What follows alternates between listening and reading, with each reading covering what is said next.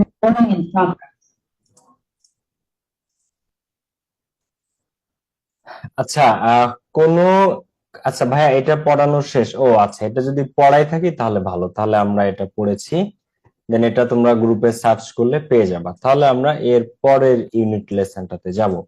আচ্ছা, তোমরা কমেন্ট করতেছিলা কোন টপিক খুঁজে পাচ্ছ না, এরকম কি আছে? যে কেউ কমেন্ট করছে যে আর্টিকেলের রেকর্ডেড ক্লাস খুঁজে পাচ্ছ না, তাই বা এনিথিং, তোমরা একটু আমাকে জানাও তো যে কোনটা খুঁজে পাচ্ছ না। ভাইয়া পুরো আমাকে একটু বলো যে কোনটা খুঁজে।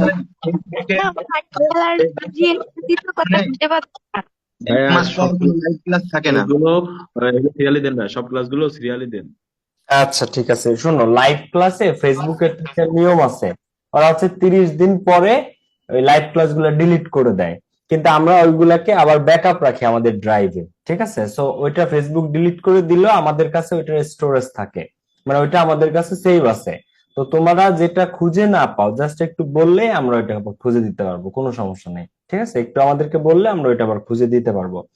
আচ্ছা, তো ইউনিট 7 এর লেসন 3 যেটা দ্য আনবিটেন গার্লস, এটা আমরা পড়েছি, তাই এটাতে আমরা আর যাবো না। তাহলে আমরা নতুন করে ইউনিট 8-এ যাব।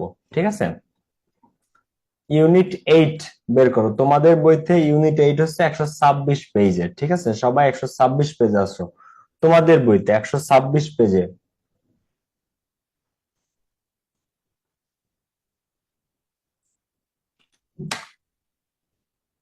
দেখো তোমাদের বইতে এটা বের করো সবাই, ফ্যামিলি রিলেশনশিপ। আর্টিকেল পাওয়া যাচ্ছে না সবগুলা দেন। আচ্ছা, আমি এখনই বলে দিচ্ছি আর্টিকেল সহ ক্লাস সব সিরিয়াল করে দিতে। ঠিক আছে,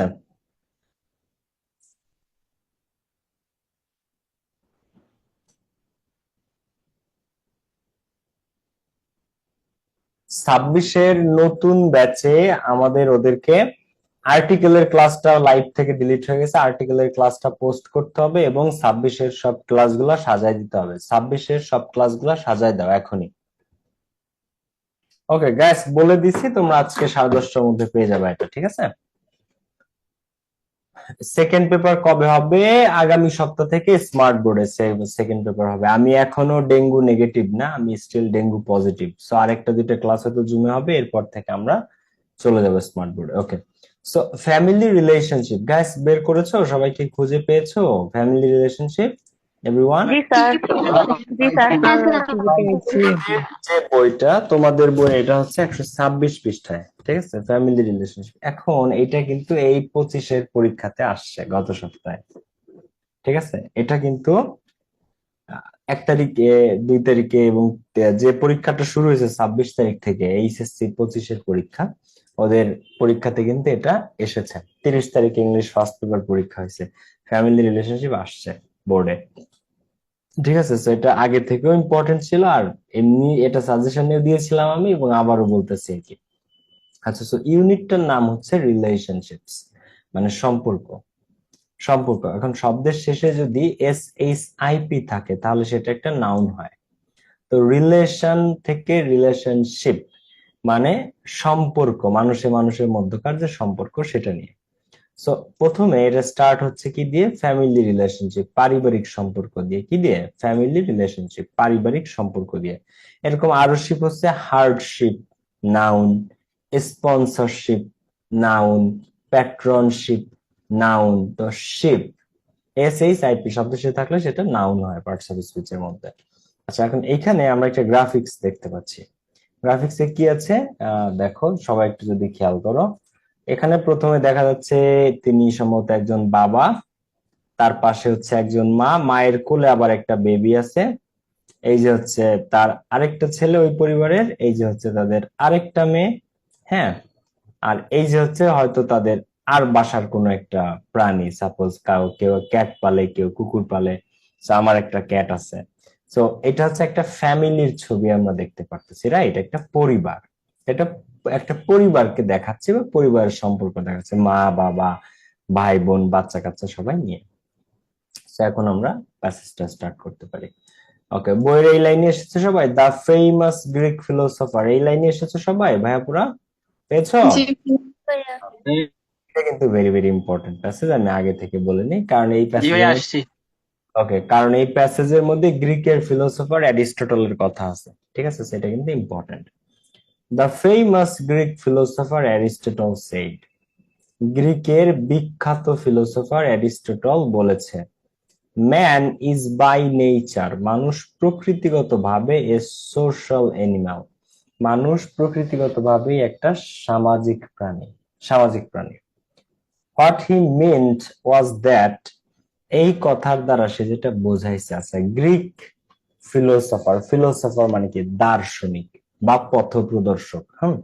সো দার্শনিক অ্যারিস্টটল বলছে ম্যান ইজ বাই নেচার, মানুষ জন্মগতভাবে একটা সামাজিক প্রাণী।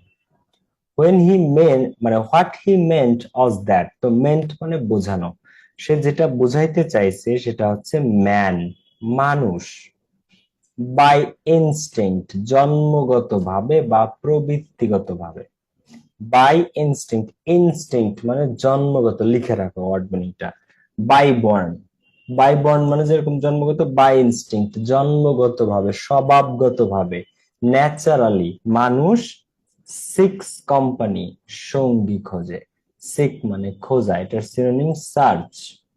হ্যাঁ, তো সিক মানে খোঁজা, কি খোঁজে মানুষ, কোম্পানি বন্ধু বা সঙ্গী খোঁজে। তাহলে মানুষ বাই নেচার জন্মগতভাবে কি খোঁজে, সঙ্গী খোঁজে, অফ আদার্স অন্যদের, এন্ড এবং এস্টাবলিশেস রিলেশনশিপস এবং সম্পর্ক স্থাপন করতে চায়। তো মানুষ বাই নেচার জন্মগতভাবে কি সঙ্গী খোঁজে বা বন্ধু খোঁজে মানুষ, এবং এস্টাবলিশ করে, এস্টাবলিশ মানে স্থাপন করা, কি স্থাপন করে মানুষ, রিলেশনশিপ সম্পর্ক স্থাপন করে।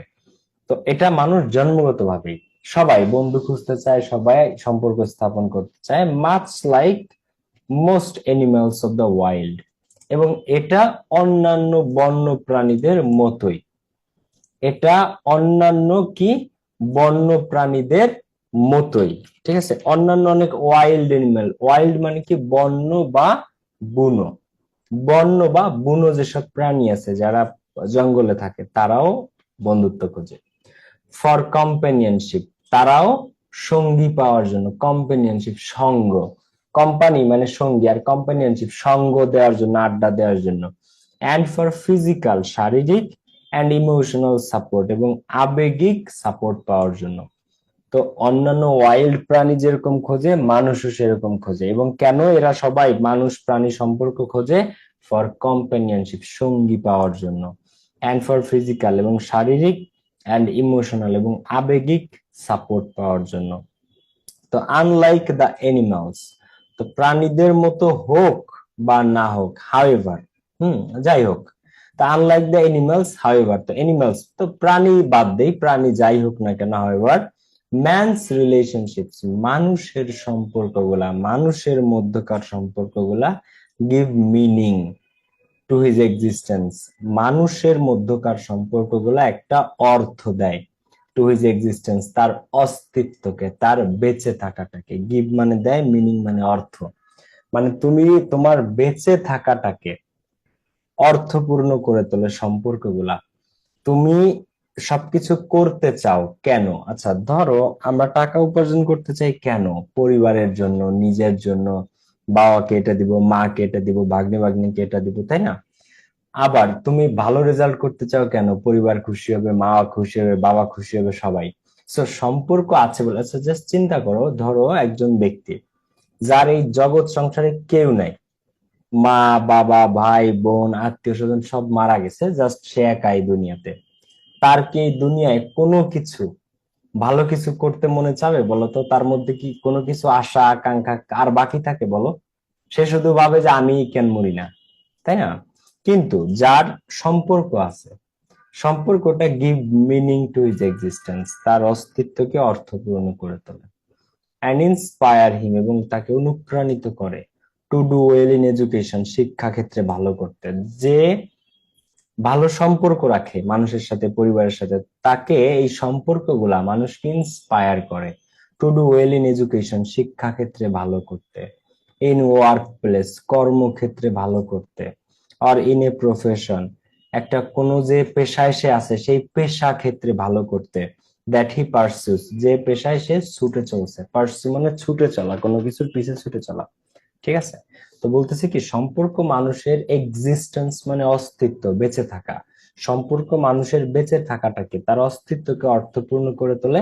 তাকে শিক্ষাক্ষেত্রে, কর্মক্ষেত্রে এবং প্রফেশন, পেশা জীবনে যে পেশা সে পার্সু করতেছে, যে পেশা সে ছুটে চলতেছে, তাকে এবং সেই পেশাগুলোতে ভালো করতে ইন্সপায়ার করে। ইন্সপায়ার করে। তোমরা কি বুঝতে পারতেছো কথাগুলো, নাকি কঠিন হয়ে যাচ্ছে বলো তো? বোঝা যাচ্ছে আমার কথা ভাইয়া পুরো, না কঠিন লাগতেছে? আচ্ছা ভালো। Relationships are of different kinds, তো সম্পর্ক বিভিন্ন প্রকারের। সম্পর্ক বিভিন্ন প্রকারের। সাম আর ফ্যামিলিয়াল, কিছু আছে পারিবারিক সম্পর্ক, অ্যান্ড ইন্টিমেট, এবং সেটা খুবই ঘনিষ্ঠ সম্পর্ক। তো সাম আর কিছু সম্পর্ক আছে ফ্যামিলিয়াল, পারিবারিক, অ্যান্ড ইন্টিমেট এবং ঘনিষ্ঠ। ফর্ম বাই, যে সম্পর্ক গড়ে ওঠে, ফর্ম বাই ব্লাড, রক্তের মাধ্যমে, অ্যান্ড বাই ম্যারিজ, এবং বিবাহের মাধ্যমে। যে সম্পর্কগুলো গড়ে ওঠে ব্লাড, রক্তের মাধ্যমে এবং বিবাহের মাধ্যমে। আবার কিছু সম্পর্ক আছে সাম আর সোশ্যাল, কিছু সম্পর্ক আছে সামাজিক সম্পর্ক, like the ones we have with friends, যেমনটা সম্পর্ক আছে আমাদের বন্ধুদের সাথে। অ্যান্ড এবং some are made in school, আবার কিছু সব সম্পর্ক আছে আর যেগুলো আমাদের স্কুলে তৈরি হয়। স্কুলে তৈরি হয় হয় আর যেখানে উই ফর্ম ক্লোজ বন্ডস, যেখানে আমরা একটা ঘনিষ্ঠ বন্ড তৈরি করি উইথ ক্লাসমেটস, আমাদের সহপাঠীদের সাথে, অ্যান্ড টিচার্স, এবং আমাদের শিক্ষকদের সাথে। তো কিছু আছে পারিবারিক সম্পর্ক, কিছু আছে ঘনিষ্ঠ সম্পর্ক, কিছু আছে সামাজিক সম্পর্ক যেমন বন্ধুদের সাথে, কিছু আছে সহপাঠীদের সাথে ঘনিষ্ঠ সম্পর্ক, এই ধরনের সম্পর্কের কথা বলতেছে। রিলেশনশিপস ক্যান অলসো বি ফস্টার্ড, এছাড়াও সম্পর্ক ফস্টার্ড, লালিত পালিত হতে পারে বা গড়ে উঠতে পারে ইন ওয়ার্ক প্লেস, কর্মক্ষেত্রে। রিলেশনশিপস ক্যান অলসো বি ফস্টার্ড, এছাড়াও সম্পর্ক, ফস্টার মানে লালন পালন করা, গড়ে ওঠা বা বেড়ে ওঠা। তো সম্পর্ক বেড়ে উঠতে পারে কোথায়? ইন ওয়ার্ক প্লেস, কর্মক্ষেত্রে। হুইচ মে কুইকলি, যে সম্পর্ক দ্রুত, চেঞ্জ, পরিবর্তন হতে পারে, ফ্রম প্রফেশনাল, পেশাগত সম্পর্ক থেকে, টু সোশ্যাল, সামাজিক সম্পর্কে। তো সম্পর্ক এছাড়াও ওয়ার্ক প্লেস, কর্মক্ষেত্রেও গড়ে উঠতে পারে। যেটা খুব দ্রুত পেশাগত সম্পর্ক থেকে সোশ্যাল, সামাজিক সম্পর্কে রূপ নেয়। এরপরে দেয়ার আর রিলেশনশিপস, আরো সম্পর্ক আছে অলসো বিটুইন হিউম্যান বিংস, মানব সত্তার মধ্যে, অ্যান্ড এনিমালস, এবং অন্যান্য প্রাণীদের মধ্যে। তো এছাড়াও সম্পর্ক আছে মানব সত্তার সাথে প্রাণীদের, মানুষের সাথে প্রাণীদের। তোমার যদি একটা পোষা পাখি থাকে, পোষা বিড়াল থাকে, পোষা কুকুর থাকে, তো এই পোষা বিড়ালের সাথে তোমার যে সম্পর্কটা, তো সম্পর্ক শুধু মানুষে মানুষে হয় তা না, মানুষের সাথে অন্যান্য অ্যানিমালস, পশু পাখি প্রাণীদেরও হতে পারে। আবার সবচেয়ে কঠিন সম্পর্ক দেখা যায় কি বলতো? Between children and their toys, বাচ্চাদের সাথে তাদের খেলনার। বাবা, অন্য কেউ সেই খেলনা ছুঁইতে গেলে চিল্লায় ফিল্লায় কান্না করে দেয় বাচ্চারা, এত ভালোবাসে বাচ্চারা তাদের খেলনাকে। তো এটাও কিন্তু একটা রিলেশনশিপ, সম্পর্ক, that they can not part with, এবং এটা ছাড়া তারা থাকতে পারে না বাচ্চারা, ঠিক আছে? তো সম্পর্ক শুধু মানুষে মানুষ হয় এটা না। তো অল দিস রিলেশনশিপস, এই সমস্ত সম্পর্ক, keep us close to each other, সম্পর্কের উদ্দেশ্য কি বলো? সম্পর্ক আমাদেরকে কি করে?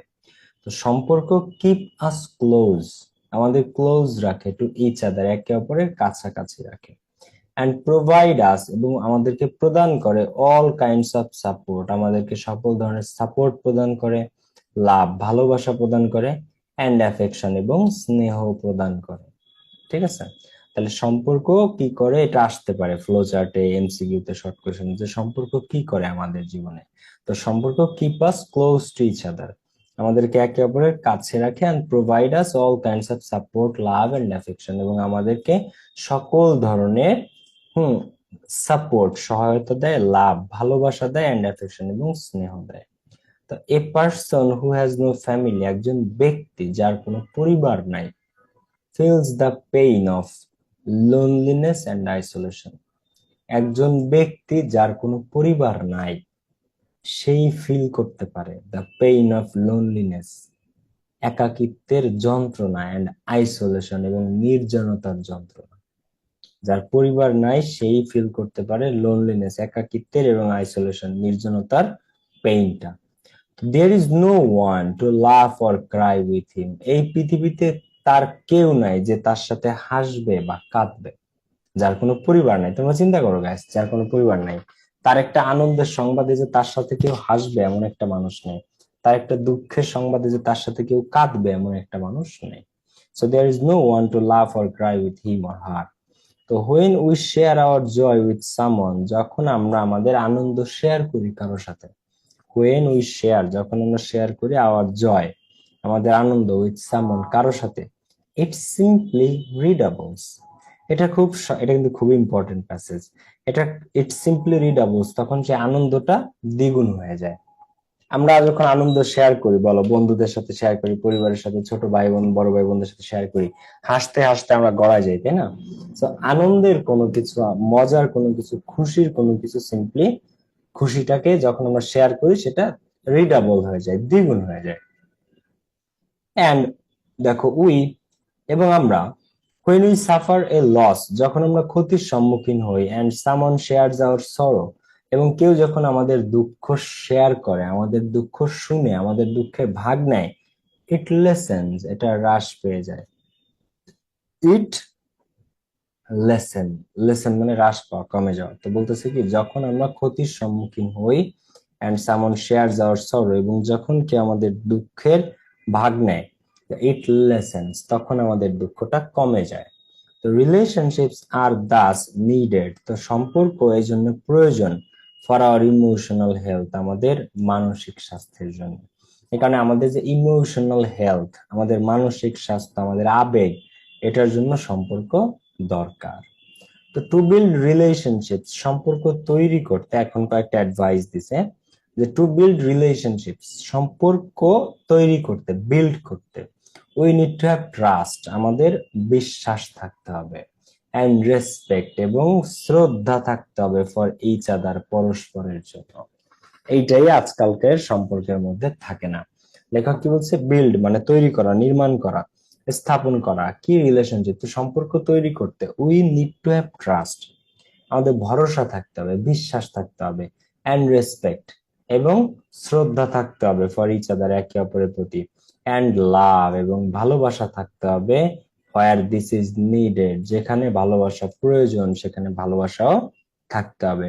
তো we can not be shellfish, আমরা সেলফিশ, স্বার্থপর হতে পারি না, অ্যান্ড পজেসিভ, এবং রক্ষণশীল, পজেসিভও হতে পারি না, if we want to establish an effective relationship, আমরা যদি একটা ইফেক্টিভ রিলেশনশিপ, কার্যকরী সম্পর্ক এস্টাবলিশ করতে চাই, তাহলে আমাদেরকে সেলফিশ হলে চলবে না, আমাদেরকে পজেসিভ হলে চলবে না। বাট কোয়াইট অফেন, কিন্তু প্রায় মাঝে মাঝে, উই সি, আমরা দেখি, পিপল, মানুষকে, কোয়ারেলিং, ঝগড়া করতেছে, আচ্ছা লেখক এখানে কি বলছে, যে দেখো ইফেক্টিভ রিলেশনশিপ, যদি তুমি কার্যকরী সম্পর্ক কারোর সাথে তৈরি করতে চাও, তাহলে তুমি সেলফিশ হলে কিন্তু হবে না, স্বার্থপর হলে হবে না, পজেসিভ, রক্ষণশীল, তুমি এটা করতে পারবে না, সেটা করতে পারবে না, এই সেই, পজিটিভ হওয়া যাবে না। এবং কি, আমরা, লেখক বলতেছে, আমরা প্রায় দেখি, উই সি পিপল কোয়ারেলিং, এই বানানটা কিন্তু ইম্পর্টেন্ট, এটা ঢাকা বিশ্ববিদ্যালয়ে কারেক্ট স্পেলিং আছে, সেখানে আসতে পারে। কোয়ারেলিং মানে ঝগড়া করা, ঠিক আছে? সো বলতেছে কি, যে উই সি পিপল কোয়ারেলিং, আমরা মানুষকে ঝগড়া করতে দেখি, এন্ড ফাইটিং, এবং মারামারি করতে দেখি, উইথ ইচ আদার, একে অপরের সাথে, হুইচ অনলি ব্রিংস মিজারি, যে জিনিসটা ব্রিংস মানে নিয়ে আসে, ব্রিং মানে নিয়ে আসে, কি নিয়ে আসে, মিজারি, দুর্দশা, দুরবস্থা, এন্ড লস, এবং ক্ষতি, টু অল, সবার কাছে। তো আমরা প্রায় দেখি মানুষকে কোয়ারেলিং, তারা ঝগড়া করতেছে, এন্ড ফাইটিং, এবং ফাইট করতেছে, মারামারি করতেছে, উইথ ইচ আদার, একে অপরের সাথে। তো এটার থেকে ভালো কিছু আসে না, এটা শুধুমাত্র কি আনে, হুইচ অনলি ব্রিংস, যেটা শুধুমাত্র বয়ে আনে, মিজারি, দুর্দশা। ব্রিং মানে নিয়ে আসে, কি নিয়ে আসে, মিজারি, দুর্দশা, এন্ড লস, এবং ক্ষতি। মিজারি মানে দুর্দশা, দুরবস্থা নিয়ে আসে, কারোর সাথে ঝগড়া করলে, মারামারি করলে এটা থেকে ভালো কিছু আসে না, দুরবস্থা এবং লস এবং ক্ষতি বয়ে আনে। ওকে, এইটার আমাদের প্রয়োজন হচ্ছে ফ্লো চার্ট, এটা ফ্লো চার্টে এসেছে। চলো আমরা একটু এটার ফ্লো চার্টটা কমপ্লিট করে ফেলি। ফ্যামিলি রিলেশনশিপ,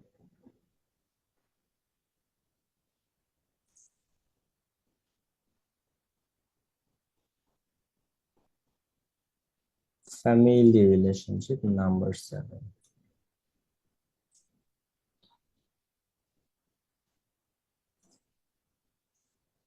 ওকে, দেখো এই যে হচ্ছে প্যাসেজটা, এটার family relationship. The famous Greek philosopher Aristotle. By the way, এই লাইনটাও প্যাসেজে তুলে দিয়ে, মানে প্যাসেজ থেকে তুলে দিয়ে বলতে পারে যে হু হ্যাজ সেড দিস, কে এটা বলেছে। অথবা দ্য কোটেশন ইজ ফ্রম, এই কোটেশনটা কার থেকে, man is by nature a social animal, মানুষ জন্মগতভাবে বা প্রকৃতিগতভাবে একটা সামাজিক প্রাণী। এই কথাটা কে বলছে? Socrates, Plato, Aristotle, Alexander. বলো এটা কে বলেছে? সক্রেটিস, প্লেটো, অ্যারিস্টটল, আলেকজান্ডার, কে বলছে এটা? অ্যারিস্টটল। অ্যারিস্টটল। এটা মনে রেখো, ঠিক আছে, যে man is by nature a social animal. Okay, এখন মেক এ ফ্লো চার্ট, একটা ফ্লো চার্ট তৈরি করো, showing the types of relationship, কি কি ধরনের সম্পর্ক হয়। দেখো, ফ্লো চার্ট তৈরি করতে বলছে আমাদেরকে, কি দেখায়? Showing the types of relationship, আর রিলেশনশিপ কি কি ধরনের হয়, and what they do to us, এবং রিলেশনশিপ আমাদের জীবনে কি কি করে। মানে সম্পর্ক কয় প্রকারের হয় এবং সম্পর্ক আমাদের জীবনে কি করে। তো প্রথমটা সম্পর্ক, স্যার অপশন দিয়ে দিছে যে ফ্যামিলিয়াল এন্ড ইন্টিমেট রিলেশনশিপ।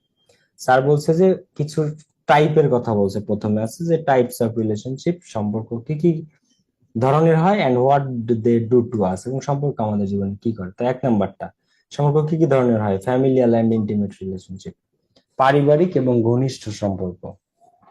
এরপরটা কি, সোশ্যাল রিলেশনশিপস, প্যাসেজের মধ্যে আছে সামাজিক সম্পর্ক, যেটা বন্ধুদের সাথে, ক্লাসমেটদের সাথে হয়ে থাকে। এরপরেরটা কি বলছে, প্রফেশনাল রিলেশনশিপস, প্রফেশনাল রিলেশনশিপস, পেশাগত সম্পর্ক।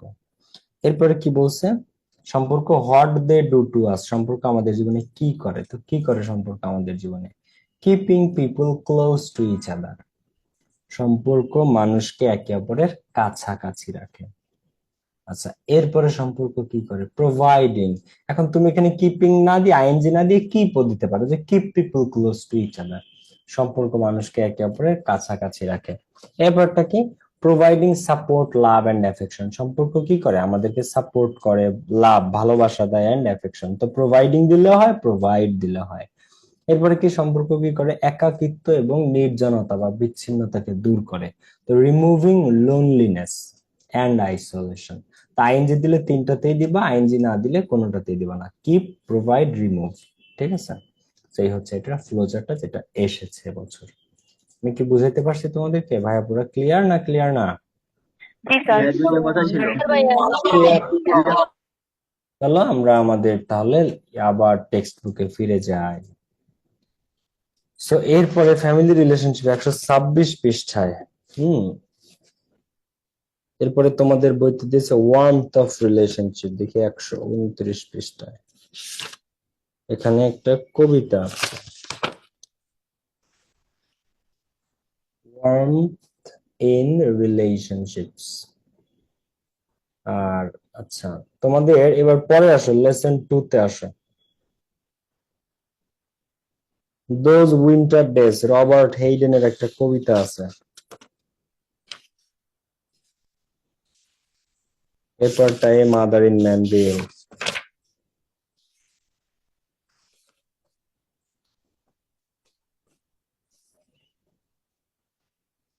পেয়েছো কবিতাটা? তোমাদের বইতে কবিতাটা পেয়েছো তোমরা? জি ভাই। জি ভাইয়া, পাওয়া গেছে। এটা জি ভাইয়া, পেয়েছি পেয়েছি। ইউনিটের নাম হচ্ছে ওয়ার্মথ অফ রিলেশনশিপ। ওয়ার্মথ মানে উষ্ণতা, ওয়ার্ম মানে উষ্ণ, আর ওয়ার্মথ মানে উষ্ণতা, সম্পর্কের উষ্ণতা। এখন এইখানে আমরা একটু খেয়াল করব যে এই কবিতাটা, এটা তোমাদের কি থিম পড়িয়েছি আমি, বা থিমের পিডিএফ দিয়েছি, নাকি এখন আমরা থিম পর্যন্ত যাইনি ফার্স্ট পেপারে? বলো তো, গিয়েছি? আমরা থিম টিম পাইনি ভাইয়া, টিম পাইনি। তো এই কবিতাগুলা আমরা পড়বো থিমের ক্লাসে। ঠিক আছে, এই যে কবিতাগুলা, এরকম 10টা কবিতা আছে টেক্সট বইয়ে, এই কবিতাগুলা আমরা থিমের ক্লাসে পড়বো। এখন আমরা এই কবিতাতে না যাই, ঠিক আছে, কিন্তু যেখানে আমরা যাব এর পরেরটা, এ মাদার ইন ম্যানভিল। এই কবিতা, এটা ইম্পর্টেন্ট, এটা আমরা পড়বো। কবিতা তোমাদের টেক্সট বইয়ে 12-13টা আছে, এর মধ্যে থেকে মোস্ট ইম্পর্টেন্ট 10টা আমরা পড়বো, যেখান থেকে ইনশাল্লাহ আমরা 100 কমন পেয়ে যাব। এবার আসো এ মাদার ইন ম্যানভিল। ঠিক আছে, এখানে আসো সবাই। ম্যানভিলের একজন মা। ম্যানভিলের একজন মা। সবাই এটা বের করো, a mother in Manville.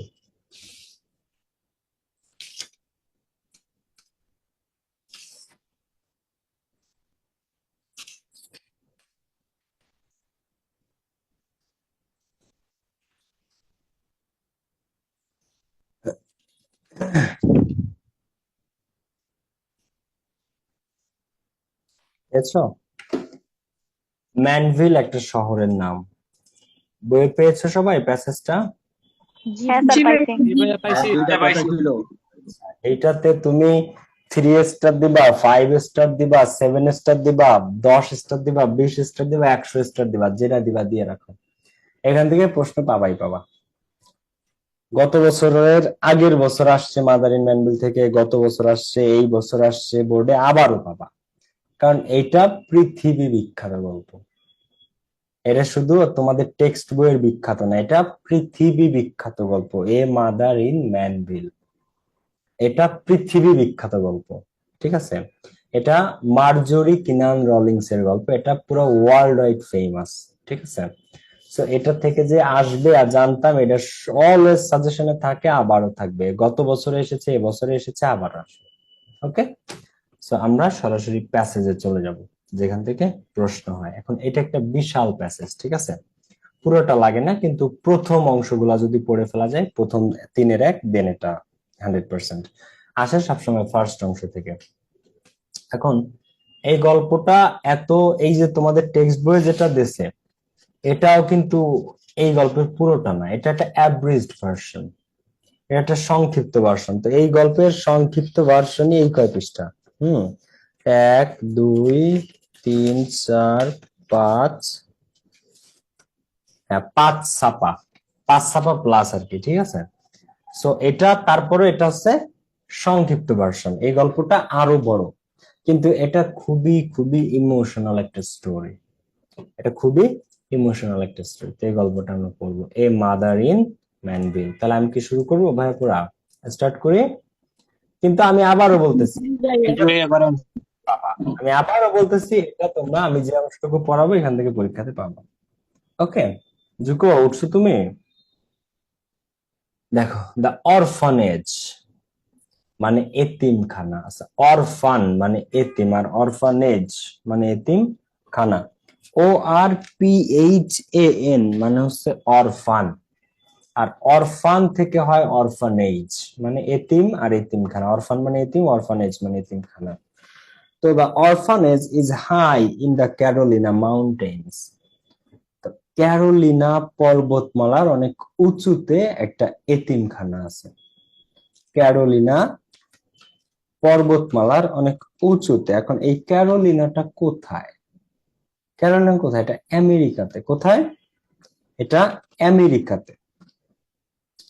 So আমেরিকার এই মানে United States of America, USA বা আমেরিকা যেটাকে তোমরা বলো আর কি, সেইখানে Virginia, South Carolina, North Carolina, এগুলো হচ্ছে আমেরিকার সিটি, আমেরিকার অঙ্গরাজ্যের অংশ এগুলা।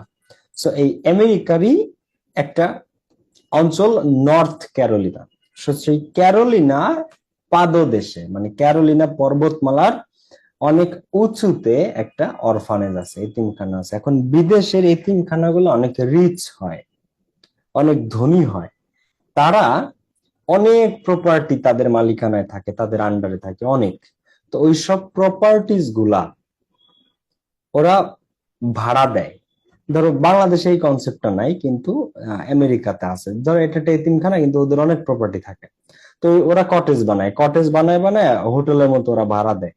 ঠিক আছে, যে আসবে মানুষ, 1 মাস 2 মাস 3 মাস থাকে, চলে যায়, আবহাওয়া পরিবর্তনের জন্য অনেকে আসে।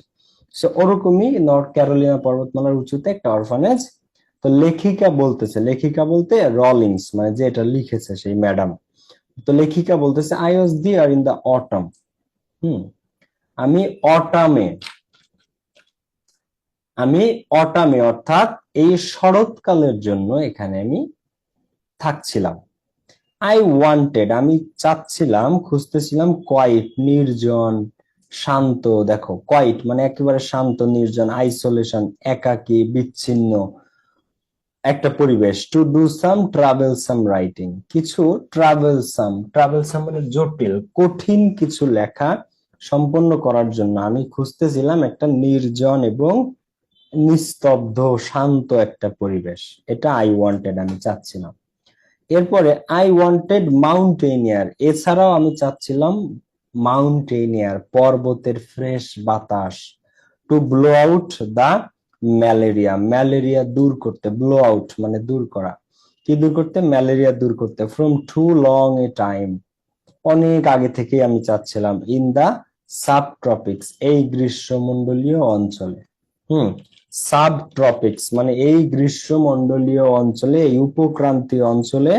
সাবট্রপিক্স মানে গ্রীষ্মমণ্ডলীয় বা উপক্রান্তীয়, এই উপক্রান্তীয় অঞ্চলে ম্যালেরিয়া দূর করার জন্য আমার পর্বতের বাতাস দরকার। কিন্তু লেখিকা বলছে কিন্তু I was homesick too, কিন্তু আমি অনেক ঘরকুনে বা গৃহ কাতুরে। হোমসিক মানে বুঝো গৃহ কাতুরে। এই প্যাসেজ কিন্তু আসবে পরীক্ষাতে, কোনো বছর মিস নাই বোর্ডে, 100 পাবা। হোমসিক মানে গৃহ কাতুরে বা ঘরকুনো। ধরো তোমাদেরকে এখন তোমরা সেকেন্ড ইয়ারে যাবা বা অনেকে গেছো হয়তো বা, এরপরে এইচএসসি দিবা, তারপর অনেকে কোচিং করতে ঢাকায় আসো বা বিভিন্ন ভার্সিটিতে ভর্তি হও, প্রাইভেটে ঢাকায় বিভিন্ন জায়গায়। তো যখন তোমরা ভর্তি হও, তাই না, বাসা থেকে তখন বাড়ি ছেড়ে প্রথম তোমরা পা বাড়াও বাড়ির বাইরে। তো ঢাকায় এসে বা বিভিন্ন ভার্সিটিতে ভর্তি হওয়ার পরে এই অনেকে থাকতে পারে না, কষ্ট হয়ে যায়, বিশেষ করে কোচিং করতে এসে ওই বাড়ির কথা অনেক মিস করে, বাড়ির পরিবেশ অনেক মিস করে। তো এটাকে বলে হোম সিকনেস, গৃহ কাতুরে, বাড়ির কথা বারবার মনে পড়ে। তো লেখিকা বলতেছে যে আমিও ওরকম ঘর কোনো গৃহ কাতুরে। তো for the flaming of maples in October, কারণ অক্টোবরে যে ম্যাপেলের পাতায় আমি আগুনের শিখা জ্বালাতাম। আচ্ছা ম্যাপেল কোনটা, এটা একটু না চিনালে তোমরা এই প্যাসেজটা আবার বুঝতে পারবে না, ঠিক আছে? ম্যাপেলের পাতা এটা তোমরা চিনো অনেকে। হুম তো লেখিকার এটা অনেক পছন্দ যে ম্যাপেলের পাতা। দেখো স্ক্রিনে কি দেখা যায়? অক্টোবর মাসে আমেরিকাতে এই ম্যাপেলের পাতা শুকিয়ে থাকে, শুকিয়ে এরকম লাল রং ধারণ করে এবং এটার আগুন সেই মানে অস্থির লাগে। ঠিক আছে, এটা লেখিকার অনেক পছন্দ। দেখতে পারছো ম্যাপেল কোনটা? চিনতে পারছো? এটাকে বলা হয় ম্যাপেল। হ্যাঁ, তো লেখিকা বলতেছে যে এই ম্যাপেলের পাতা দেখো। সো অক্টোবরে আমি কেন গৃহ কাতুরে, কারণ for the flaming of maples in October, অক্টোবরে এই ম্যাপেলের কাঠ, ম্যাপেলের পাতা, এদের আগুনটা খুব খুব ভালোভাবে জ্বলে। ঠিক আছে, মানে অনেক কাঠে আগুন জ্বলে, কিন্তু ম্যাপেলের আগুন আমেরিকাতে খুবই প্রিমিয়াম ধরা হয় আর কি। তো এন্ড ফর কর্ন শক্স, এবং ওই যে কর্ন শক্স যে ভুট্টার দানা, ভুট্টা ভুট্টা তোমরা দেখো না যে এরকম কর্ন শক্স, ভুট্টার আটি বা ভুট্টার দানাগুলা। এন্ড পাম্পকিনস, এবং আমাদের বাড়িতে যে কুমড়ো হয় সেই কুমড়ো, পাম্পকিনস কুমড়ো। এন্ড ব্ল্যাক ওয়ালনাট ট্রিস, এবং কি ব্ল্যাক ওয়ালনাট ট্রিস, এটা আরেক ধরনের গাছ, তো আমি ওইগুলাকে মিস করি।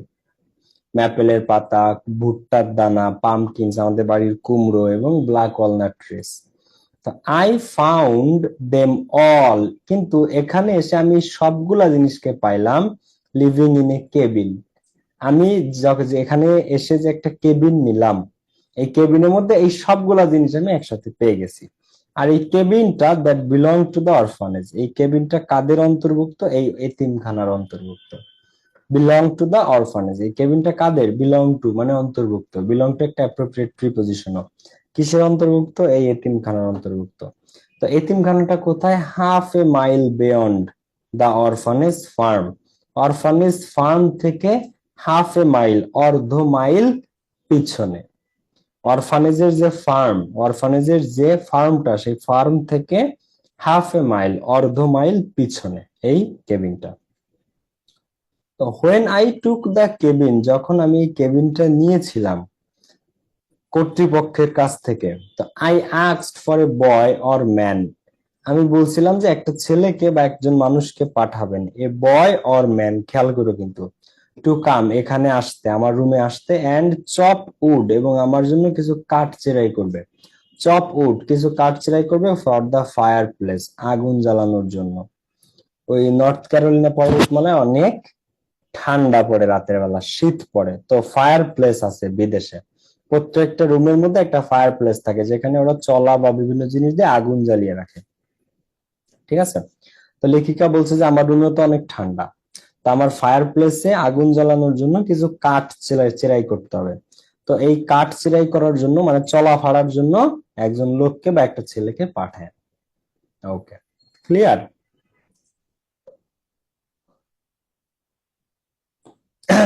এখন মেইন স্টোরি শুরু হবে এখান থেকে, এই কাঠ চেরাই করা থেকেই কাহিনী শুরু। তো I looked up from my typewriter, তো আমি আমার টাইপরাইটারটা খুঁজতেছিলাম, অন লেট আফটারনুন, একদিন বিকালের শেষ দিকে। আই লুকড আপ, খুঁজতেছিলাম, from my typewriter on late afternoon, বিকালের শেষার্ধে। তো এ লিটল স্টার্টেড, কিন্তু আমি কিছুটা চমকিত হয়ে গেলাম। স্টার্টেড মানে চমকিত, সারপ্রাইজ খাওয়া। তো আমি কিছুটা সারপ্রাইজড হয়ে গেলাম। কেন সারপ্রাইজড হলাম? এ বয়, একটা ছেলে, স্টুড, দাঁড়িয়ে আছে, এট দ্য ডোর, আমার দরজায়, এন্ড মাই পয়েন্টার ডগ, এবং আমার পোষা কুকুরটা, মাই কম্পেনিয়ন, যে হচ্ছে আমার সঙ্গী, ওয়াজ এট হিজ সাইড, পোষা কুকুরটা ওই ছেলেটার পাশেই দাঁড়ায় আছে, এন্ড হ্যাড নট বার্কড, এবং সে ঘেউ ঘেউ করলো না, টু ওয়ার্ন মি, আমাকে সতর্ক করার জন্য। তা আমি যখন আমার টাইপরাইটারটা খুঁজতেছি, আমার সঙ্গী যে কুকুরটা, তাকে দেখি দরজায় একটা ছেলেকে পাশে নিয়ে দাঁড়ায় আছে, এবং সে একবার ঘেউ ঘেউ করে নাই। অপরিচিত মানুষ আসলে সে আমাকে ওয়ার্ন করার জন্য, সতর্ক করার জন্য ঘেউ ঘেউ করে, সে ঘেউ ঘেউ করে নাই। তো the boy was probably 12 years old, ছেলেটার বয়স সম্ভবত 12 বছর, ছেলেটার বয়স সম্ভবত 12 বছর, বাট আন্ডার সাইজড, কিন্তু একটু খাটো বা বেটে ধরনের। খাটো বা বেটে মানে সাইজে শর্ট।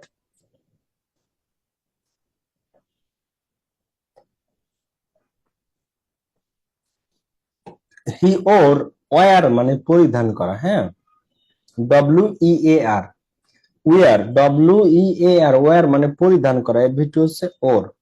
তো ওই ছেলেটা, হি ওর ওভারঅলস, সে ওভারঅলস মানে একটা পোশাক, যেটা এখান থেকে পুরো পা পর্যন্ত। তো হি ওর ওভারঅলস, সে ওভারঅলস পরে আছে, এন্ড এ টর্ন শার্ট, এবং একটা ছেঁড়া বুড়া শার্ট গায়ে, এন্ড ওয়াজ বেয়ার ফুটেড, এবং সে নগ্ন পায়ে বা খালি পায়ে।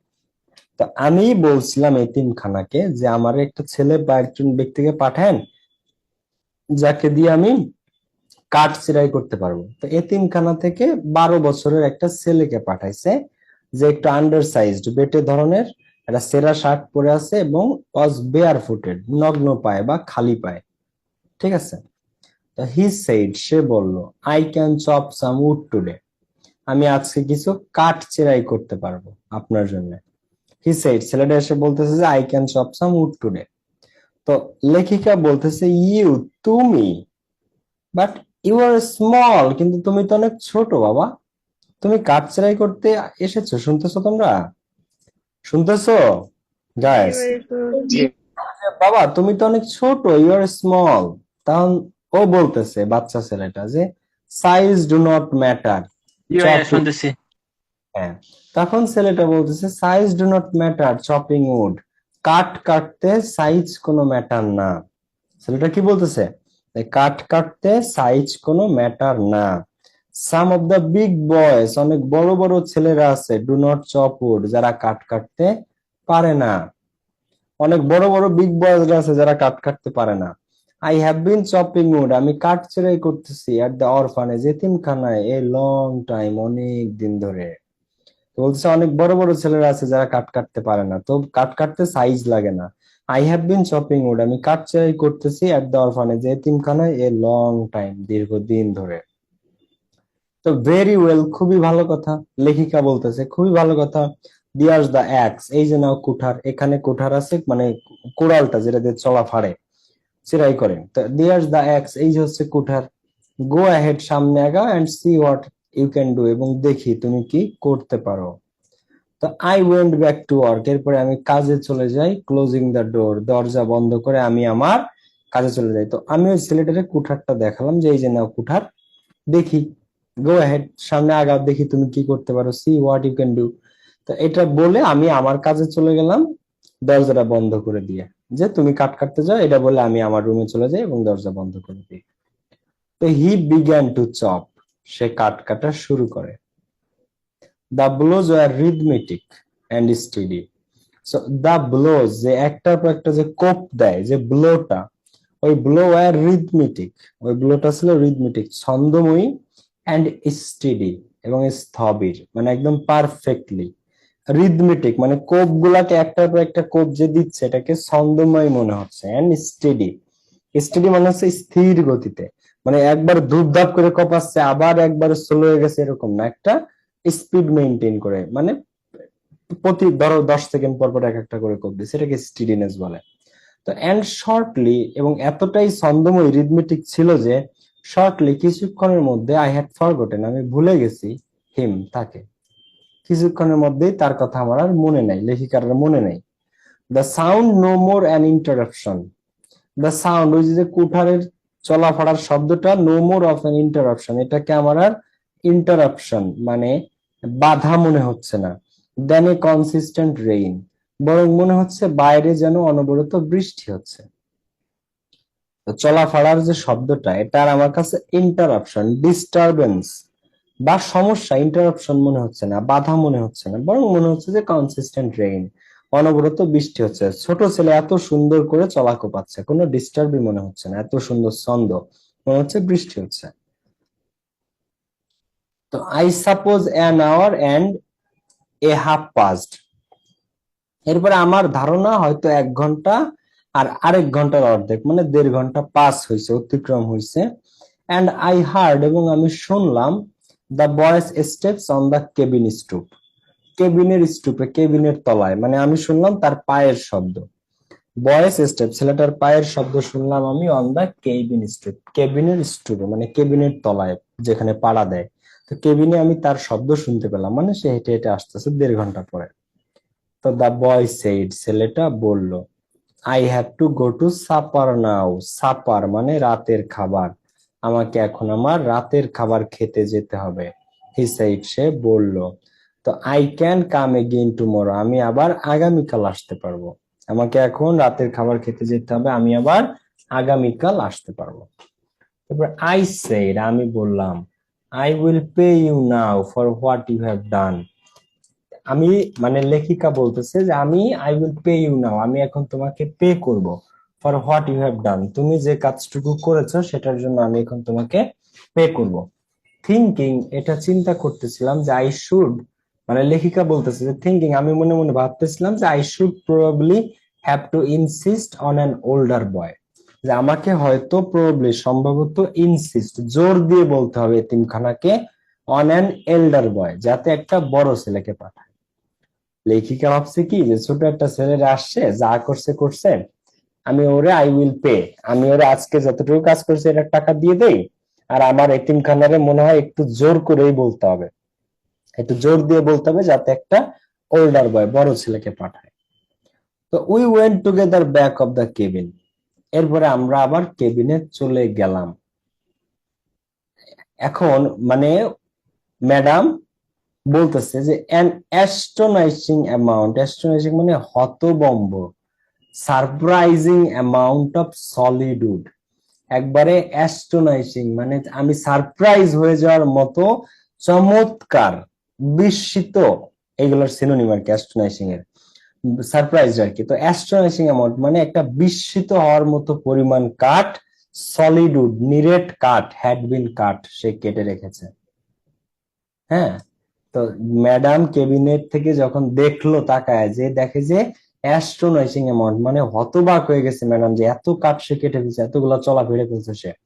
তখন লেখিকা বলে যে but you have done as much as a man, তুমি তো পুরো একটা মানুষের সমান কাঠই চেরাই করে ফেলেছো, মানে একটা বড় মানুষ যতটুকু কাঠ চেরাই করে, তুমি তো ঠিক ততটুকু কাঠই চেরাই করে ফেলেছো। আই সেড, আমি বলতেছি, এরপরে বললাম যে this is a splendid pile, এটা তো একটা বড় স্তূপ। This is a splendid pile, এটা তো কাঠের একটা স্প্লেন্ডিড পাইল, বড় স্তূপ।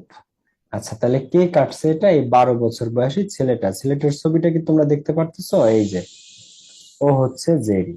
দেখো এই যে যার ছবি দেওয়া, এই যে, হ্যাঁ, ও হচ্ছে আমাদের Jerry.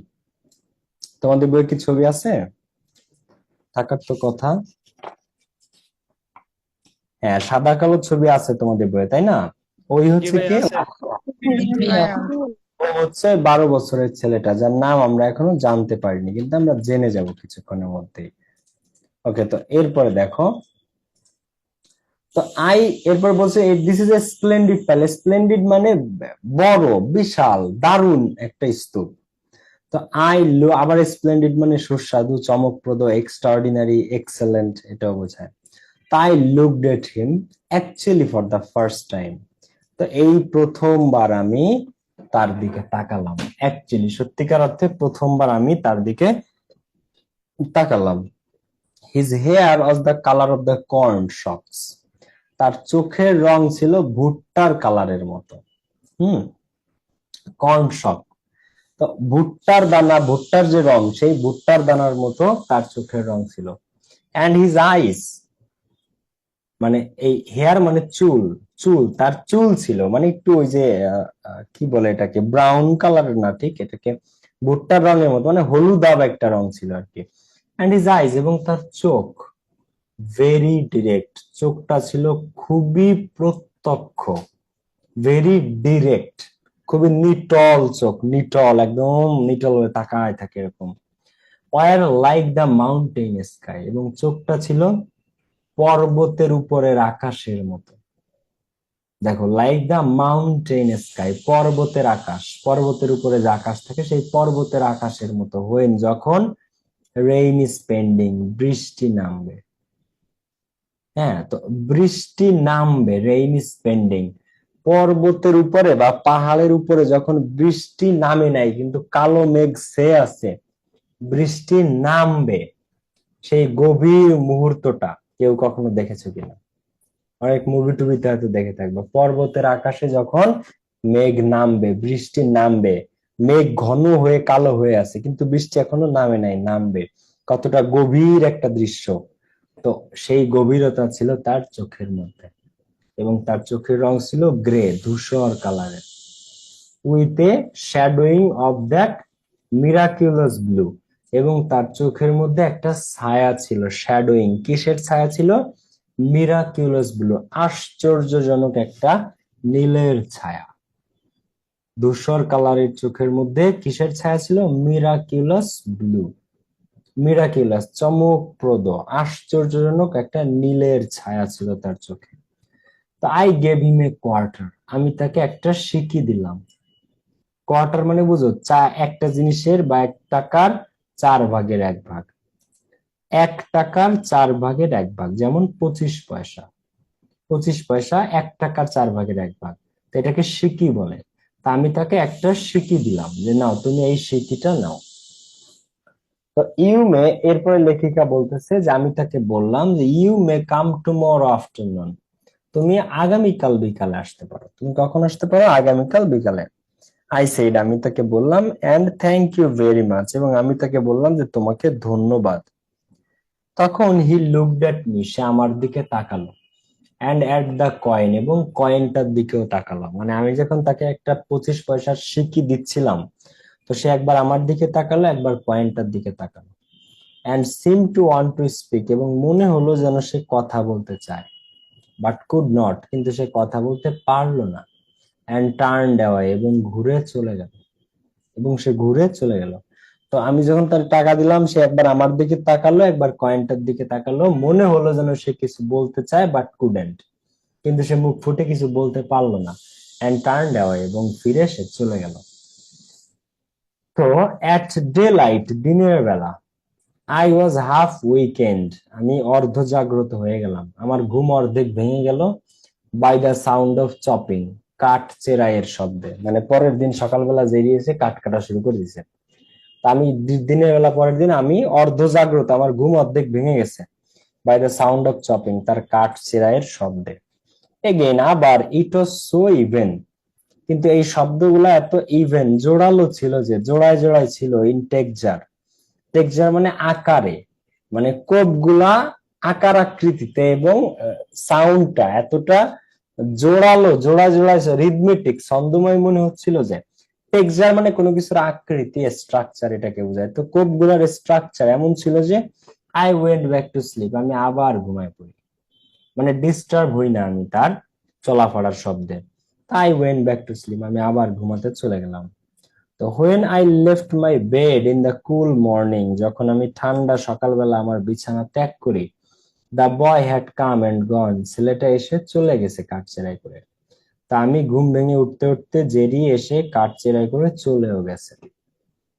And a Starc of কিন্ডলিং, এবং এক স্তূপ কাঠ, মানে কাঠের একটা স্তূপ, এ স্টাক অফ কিন্ডলিং, কিন্ডলিং মানে কাঠ, কাঠের একটা স্তূপ, ওয়াজ নিট এগেনস্ট দ্য কেবিন ওয়াল, কেবিনের ওয়ালে সাথে হেলান দিয়ে রাখা, মানে ওয়াজ নিট এগেনস্ট দ্য কেবিন ওয়াল, কেবিনের ওয়ালে, হ্যাঁ, সে একটা কাঠের ভালো স্তূপ হেলান দিয়ে রেখে গেছে, মানে স্তূপ আকারে রেখে গেছে। তো হি কেম, সে এসেছিল, after school in the afternoon, বিকালবেলা তার স্কুল শেষ করে সে আবার এসেছিল, অ্যান্ড ওয়ার্কড, এবং কাজ করেছিল, until time to return to the orphanage, কাজ করেছিল আনটিল সেই পর্যন্ত, যে পর্যন্ত না time to return to the orphanage, অরফানেজে রিটার্ন করার, অরফানেজে ফিরে যাওয়ার, এতিমখানার ছেলে সে, তো এতিমখানায় ফিরে যাওয়ার সময় পর্যন্ত সে কাজ করেছিল। তো এই যে লেখক লেখিকা এখন প্রথমবার তার নাম বলে, যে হিজ নেম ওয়াজ জেরি, তার নাম ছিল কি? Jerry. His name was Jerry. তো he had been at the orphanage since he was 4, সে এই এতিমখানায় তার বয়স যখন 4 বছর তখন থেকে, জেরি এই এতিমখানায় বসবাস করছে, আছে তার বয়স 4 বছর থেকে। তো আই কুড পিকচার হিম এট 4, তো 4 বছর বয়সে সে কেমন ছিল এটা আমি কল্পনা করতে পারি। With the same grey grey blue eyes, এবং তার এই ধূসর গভীর নীল চোখ, আমি ভাবতে পারি যে যেদিকে আমি এখন দেখতেছি, এখন তার বয়স 12 বছর, কিন্তু 4 বছর বয়সে যেটি কেমন ছিল এটা আমি কল্পনা করতে পারি। তারই একই ধূসর, মানে গভীর ধূসর নীল চোখ, গ্রেভ মানে গভীর, গ্রেভ মানে কবর, এখন এখানে কবর বলতে গভীরতা বোঝাচ্ছে, ওই গভীর ধূসর নীল চোখ, অ্যান্ড দ্য সেম ইন্ডিপেন্ডেন্স, এবং তার চোখে কি ছিল, তখনকার 4 বছর বয়সেও কি এরকম সেম ইন্ডিপেন্ডেন্স, স্বাধীনতা ছিল তার চোখে? তো নো, না।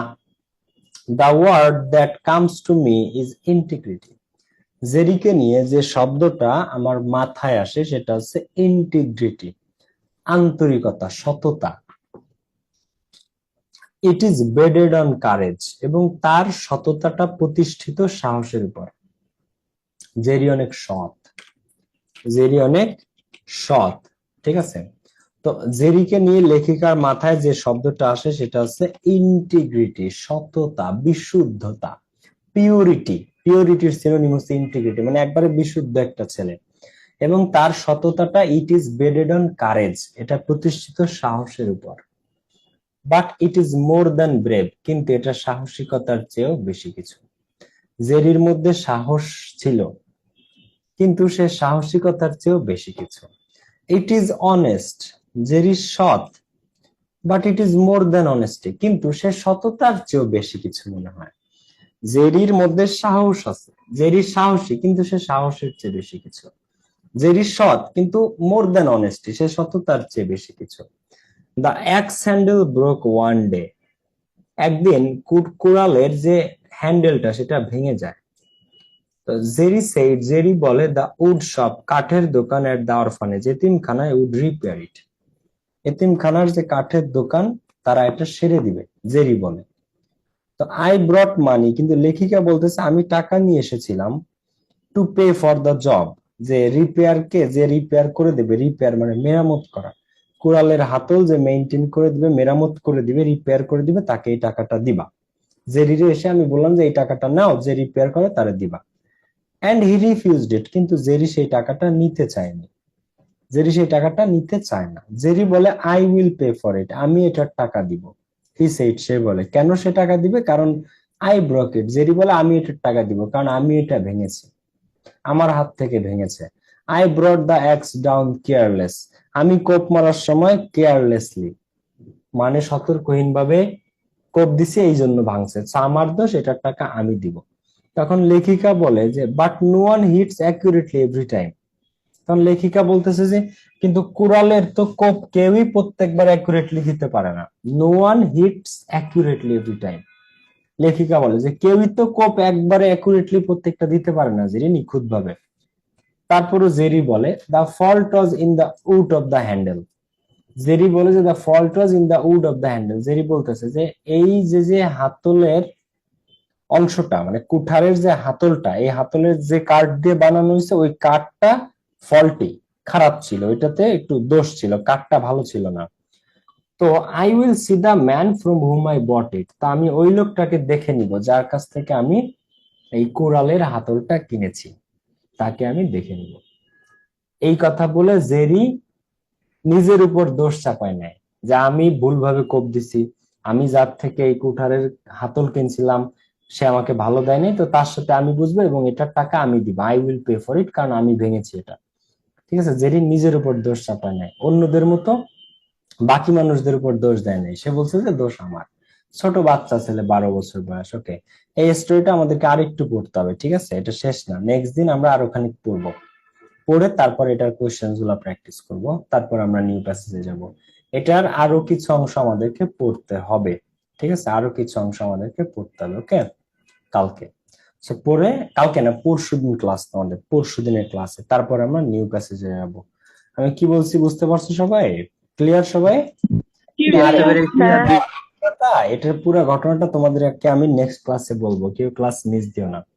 পরের ঘটনাটা পুরোটা আমি তোমাদেরকে বলবো নেক্সট দিন, সো ডোন্ট মিস। সবাই ভালো থাকো, সুস্থ থাকো, টেক কেয়ার, নেক্সট ক্লাসে দেখা হচ্ছে। আসসালামু আলাইকুম, বাই।